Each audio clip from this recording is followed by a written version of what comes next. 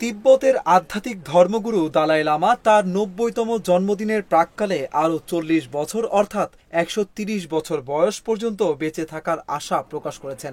শনিবার তার ভক্ত অনুসারীদের আয়োজিত এক অনুষ্ঠানে তিনি এ আশা প্রকাশ করেন। অনুষ্ঠানে তার দীর্ঘায়ু কামনা করে প্রার্থনা করা হয়। গত কয়েকদিন আগে তিনি তার মৃত্যুর পর উত্তরসূরি নিয়ে এক ঘোষণা দেন।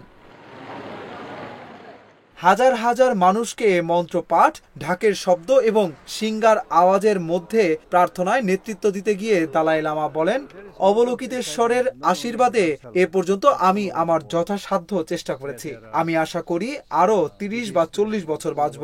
সংবেদনশীল প্রাণী এবং বুদ্ধ ধর্মের সেবা চালিয়ে যাব। দালাই লামা এর আগে ডিসেম্বরে এক সাক্ষাৎকারে সংবাদ সংস্থা রয়টার্সকে বলেছিলেন যে তিনি ১১০ বছর বাঁচতে পারেন।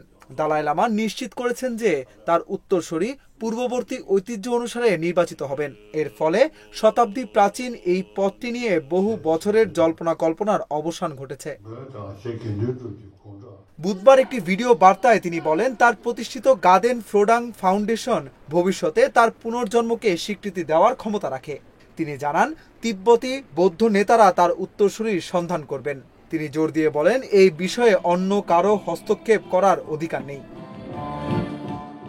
১৪তম দালাই লামা জানান, সাম্প্রতিক বছরগুলোতে তিনি বৌদ্ধদের কাছ থেকে এই পথটির ধারাবাহিকতা বজায় রাখার জন্য অনেক অনুরোধ পেয়েছেন। তিনি বলেন, এসব অনুরোধ পাওয়ার পর আমি নিশ্চিত করেছি যে দালাই লামার প্রতিষ্ঠানটি অব্যাহত থাকবে। বুধবার ভারতের ধর্মশালায় ৩ দিনের এক ধর্মীয় সম্মেলনে দালাই লামা এই মন্তব্য করেন। ধর্মশালা হলো উত্তর ভারতের একটি শহর যেখানে দালাই লামা ১৯৫৯ সাল থেকে বসবাস করছেন।